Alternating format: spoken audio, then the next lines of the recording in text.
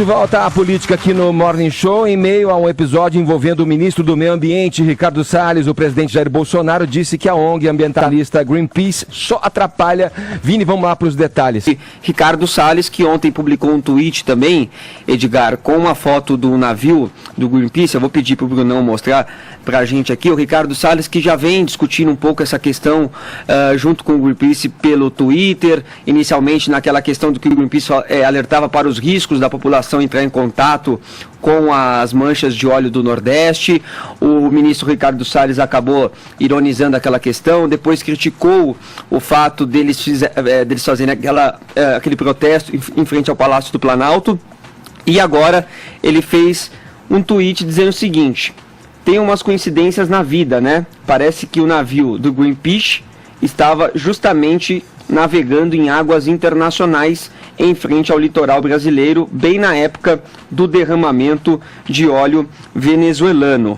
Esta foto que o ministro Ricardo Salles publicou do navio é do navio Esperança. E essa foto ela é de 2016, quando o navio estava no Oceano Índico. O Greenpeace respondeu também pelo Twitter.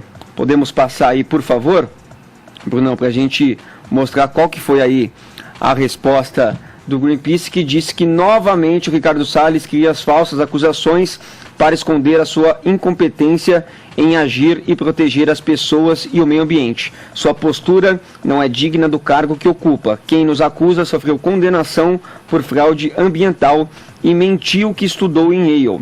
Tomaremos todas as medidas legais cabíveis contra todas as declarações do ministro Ricardo Salles. As autoridades têm que assumir a responsabilidade e responder pelo Estado de Direito pelos seus atos. Então agora temos a palavra do próprio ministro Sim. Ricardo Salles, né, Edgar? A gente está na linha aqui com o ministro do Meio Ambiente, Ricardo Salles. Bom dia, ministro.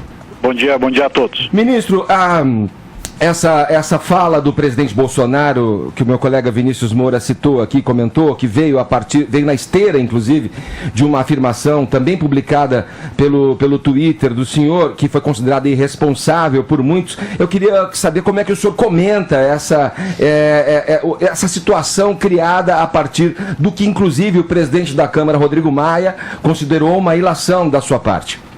Olha, é fato no que nós verificamos aí com relação a esse assunto. O Greenpeace não fez nada para ajudar, só soube criticar, fazer demonstração, showzinho, depois fizeram aquele teatro na porta do Palácio do Planalto, destruição do patrimônio público, deixaram uma série de entulhos lá, resto de óleo, resto de galho de árvore, um monte de coisa, sujaram toda a frente do palácio. Ajudar que é bom, não fizeram nada. Depois, agora a gente fica sabendo que o navio o navio que inclusive é de análise de questões oceânicas, quer dizer, estava em frente do local onde teve o acidente e onde está vazando o óleo. Foi incapaz de parar, de se oferecer para entrar, para vir ajudar, de ajudar a monitorar a origem do óleo, passou à margem do litoral brasileiro, vindo de lá da Guiana, ou seja, navegou em frente a todo o litoral brasileiro, passou em frente ao Maranhão, ao Ceará, Pernambuco, todos os lugares onde tinha o óleo atingido, não fez absolutamente nada e só foi parar lá no Uruguai. Exatamente foi essa crítica que nós fizemos. Ministro, mas não é, eu usaria a palavra leviano, estabelecer esse embate de narrativas com uma ONG internacional como o Greenpeace frente ao problema, frente à seriedade do problema que a gente está envolvendo. Eu cito aqui 2 estudos, 2 aferições, uma da agência Lupa, da Folha de São Paulo, e também uma matéria do jornal O Globo, que pelo rastreamento desse navio, o navio chamado navio Esperança do Greenpeace, essas datas não batem, esse momento em que o óleo, eventualmente, considerando a possibilidade, inclusive até um pouco destrambelhada, porque o navio não comporta, a característica desse navio não estrutura para petróleo, não tem estrutura para...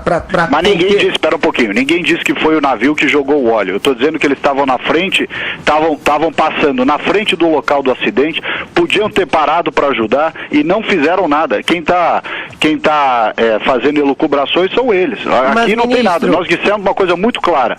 Eles estavam lá no local, passaram em frente ao Nordeste brasileiro, enquanto todo esse problema está se desenrolando, e foram incapazes de parar para ajudar. Foi exatamente isso que nós dissemos, aliás, igualzinho ao grupo que fez o vandalismo aqui na porta do Palácio do Planalto. Mas, ao invés de ir lá para as praias ajudar na limpeza, fizeram um vídeo dizendo que não podiam ir, depois vieram aqui sujar a frente do Palácio do Planalto. Ministro, duas coisas. Primeiro que eles te acusaram de editar esse vídeo, porque depois eles mostraram que, enquanto o senhor inclusive estava em viagem, alguns deles do Greenpeace estariam na praia já cuidando disso. E aí eu queria também que o senhor falasse alguns deles, tem 3.500 funcionários do governo federal lá desde o começo. Eles tinham que estar lá todo dia tirando, não tem essa de alguns deles, não. Segundo o jornal O Globo, a gente podia ter começado a combater isso 41 dias antes, porque o protocolo do Plano Nacional de Contingência não foi seguido. Isso desde o início de setembro. Vamos parar de repetir besteira. Desde o dia 2 de setembro, quando tudo começou, nós acionamos todos os sistemas de satélite brasileiros e americanos. Colocamos avião radar do IBAMA para fazer o acompanhamento disso. Colocamos todas as forças, a Marinha, a ANP, IBAMA, todos os órgãos estão lá trabalhando. Quem não está trabalhando nisso daí são esses que nos criticam. Porque que ficam falando bobagem sem ir lá conhecer a realidade. Ministro, mas por que os critérios desse Plano Nacional de Contingência só começaram a ser aplicados em 11 de outubro e não em 2 de setembro? Não é verdade, tem decisão judicial. Esse mesmo argumento foi levado em juízo, dizendo que o plano não tinha sido acionado e que não estava sendo cumprido. Houve decisão judicial clara, direta, dizendo ao contrário do que foi dito, está comprovado que o plano está sendo seguido, tudo está sendo feito. Parar de repetir besteira, parar de repetir fake news. Ministro, o presidente da Câmara, Rodrigo Maia, acusa o senhor de ilação, de uma irresponsabilidade nessa afirmação e pede uma resposta oficial do Ministério. Qual é a posição oficial do Ministério? Não, nós já respondemos, o próprio presidente Rodrigo Maia já viu a resposta e já agradeceu. O que nós temos dito é isso, tudo está sendo feito. Desde o início do começo de setembro, quando essas manchas de óleo venezuelano, a esquerda não quer que repita que o óleo é venezuelano para não constranger, porque o culpado disso tudo, quem não tem controle sobre a sua própria produção de óleo e o escoamento do óleo venezuelano é o governo da esquerda lá, que graças a uma escolha econômica fracassada no mundo inteiro, socialista, o governo está falido, o governo está desmontado e eles não conseguem monitorar para quem eles vendem o óleo. Muito bem, o óleo é venezuelano, o óleo que atinge o Brasil nesse momento vem da Venezuela. Não estamos dizendo que foi o governo da Venezuela que jogou, são coisas bem diferentes, mas estamos dizendo que o óleo vem de lá. Portanto, quando a gente coloca esse ponto, a esquerda some, muda de assunto e só sabe repetir esses chavões todos que vem dizendo desde o começo. Mas, ministro, o Rodrigo Maia não é da esquerda, né? Eu queria aproveitar para pedir para o senhor comentar as declarações do Rodrigo Maia e também do presidente da Comissão de Meio Ambiente da Câmara, o Rodrigo Agostinho, que diz que o senhor perdeu as condições de estar à frente do Ministério porque usa cadeia nacional para amenizar o CAI e propagar fake news. Esse aí é do PSB, Partido Socialista Brasileiro, cuja ideologia é a mesma do Maduro na Venezuela e da ditadura cubana que eles apoiam. Portanto, essa turma toda socialista, aliás, está aqui o Evo Morales, que pôs fogo na Bolívia e essa fumaça chegou aí em São Paulo, toda essa turma de esquerda incompetente, cujo modelo de governo fracassou em todos os lugares onde foram tentados no mundo inteiro, tem que assumir a responsabilidade por esse desgoverno que gerou ali na Venezuela um descontrole sobre o óleo que chegou na costa brasileira. Essa é a questão verdadeira. Vamos parar de dourar a pílula.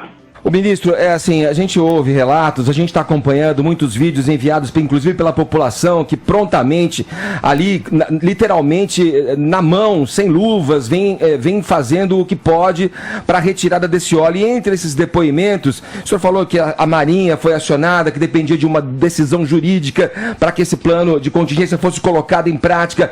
E alguns moradores, pescadores... Não depende, desculpa, só te interromper, não depende de decisão jurídica nenhuma. O plano foi colocado em prática desde o começo. A decisão jurídica simplesmente reconheceu, quando foi questionado, reconheceu que o plano está sendo cumprido. Pois bem, alguns comentários de pessoas experientes em navegação dizem que essa contenção do óleo deveria acontecer no chamado offshore, ali no mar. O senhor fez sobrevoo. Impossível isso acontecer. Nós fizemos um monitoramento, como eu disse no começo do programa, monitoramento com radares brasileiros, do EPA, do NOAA, da Guarda Costeira Americana, e ninguém identifica essas manchas. O senhor afirma que não houve nenhuma falha no plano de ação para contingenciar esse óleo derramado? Olha, presta atenção, o Nordeste tem 2.200 quilômetros aproximadamente esse trecho afetado de costa. Nós estamos falando que tinham inicialmente 3.800 homens do governo federal, mais 5.000 do Exército que foram agregados na semana passada, ou seja, todos os esforços com participação dos estados, dos municípios e dos voluntários. Você citou aí a questão dos voluntários. No mundo inteiro, quando há catástrofes, acidentes, a sociedade se mobiliza em torno do problema. Portanto, a questão dos voluntários não é algo para ser negado ou reprovado, ao contrário, é para ser enaltecido. O que precisa ser feito, e nós temos feito isso, é conscientizar as pessoas para que não mexam no óleo, ainda que sejam voluntários, não façam nada sem os materiais de segurança, sem os equipamentos de segurança. Razão pela qual só em termos de equipamentos que foram distribuídos, mais de 12 mil pontos de equipamento, kits de distribuição para esses equipamentos, luvas, etc. Agora, nós estamos falando de um acidente ou incidente que vem desde o início de setembro. Todo mundo trabalhando para retirar o óleo, todo mundo trabalhando para identificar as manchas. Aliás, em relação à contenção da mancha offshore, como você falou agora, primeiro, não se conhece a origem da mancha e como ela está andando no mar, apesar de todos os satélites, radar, tudo que está sendo usado ininterruptamente desde o começo. Mas apesar disso, nós fomos lá e colocamos as barreiras, que alguns disseram, precisa colocar as barreiras. Não adiantaram nada. O óleo vem a 1,5 metro de profundidade, ele vem abaixo da linha do mar. Portanto, você coloca a barreira, o óleo passa por baixo. Se você coloca a barreira no estuário do rio, pior ainda, porque a força da água estoura a barreira e leva embora. Ou seja, tudo está sendo feito. Tem que parar com essa narrativa falsa de que as coisas não estão sendo feitas. Infelizmente, é um incidente que nós não conseguimos saber qual é a causa. O Brasil é vítima desse incidente, de um óleo venezuelano que chegou no nosso litoral. Portanto, nós somos vítimas. Nós temos que apontar exatamente para onde estão os culpados da origem desse acidente. Parar de ficar diversificando aqui as responsabilidades. Tem sido feito tudo o que está ao nosso alcance. O que o Ministério está fazendo para chegar nos culpados por esse acidente ou incidente, como o senhor disse? Quais são os próximos passos dessa estratégia para resolver, de alguma maneira, efetivamente esse problema? Desde o início, no começo de setembro, todas as informações foram passadas, tanto pela Marinha do Brasil, a Guarda Costeira, quanto a Polícia Federal, que por sua vez tem integração com o Interpol. O que se levantou? Primeiro com aquelas imagens de satélite, da onde poderia ter vindo as manchas. Você faz um cálculo, você faz um estudo, desde o começo isso está sendo feito, e continua sendo feito, de onde esse óleo deve ter partido do ponto de vista das correntes de maré. Ou seja, você faz um estudo retroativo para saber de onde ele partiu. Segundo, vários navios que transportam esse óleo venezuelano, cujo regime socialista não permite que se saiba para quem foi vendido, porque é um óleo clandestino que vai sendo vendido aí no mercado negro, ele é transportado por navios que desligam o seu sistema de comunicação, chamado transponder. Os navios fantasmas que escoam essa produção de óleo da Venezuela vão levando esse óleo para diferentes locais. Então, ao contrário dos navios formais, regulares, que navegam com rota conhecida, que tem o seu nome, a sua bandeira lá no local adequado, esses navios fantasmas que navegam com o casco sem nome, sem bandeira, com transponder desligado, esses são investigados e têm sido investigados pela Guarda Costeira Americana, pelo Brasil e entidades estrangeiras. Com isso, o que nós fizemos? Está a cargo da Marinha e da Polícia Federal. Vem se refinando o rol de navios que poderiam ter transportado esse material. Também tem a questão dos barris que tocaram a costa do Brasil, barris que eram de óleo lubrificante, mas curiosamente, apesar de serem barris de óleo lubrificante, estavam cheios de óleo venezuelano dentro. Reutilizados. Ministro, eu queria agradecer a sua atenção por ter falado aqui com exclusividade ao Morning Show aqui da Jovem Pan. Imagino que muita gente deve estar querendo falar aí com o senhor nesse momento delicado, e nosso tempo está esgotado, mas eu queria saber rapidamente quando que vai acontecer essa conversa com o presidente, no momento que ele voltar da China, é isso? Assim que o presidente chegar. Hoje nós tivemos uma reunião muito importante com o embaixador da Austrália, que tem muito conhecimento. Eles têm também arrecifes como nós temos aqui, também tecnologias para contenção e limpeza desses arrecifes se forem atingidos. Então todas as medidas estão sendo tomadas e nós vamos avançando em colaboração entre o governo federal, governos estaduais, municipais e os voluntários. Um bom dia a todos vocês, obrigado pela oportunidade de falar mais uma vez na Jovem Pan. Tá certo, obrigado, ministro Ricardo Salles, ministro do Meio Ambiente, falando com exclusividade aqui com o nosso Morning.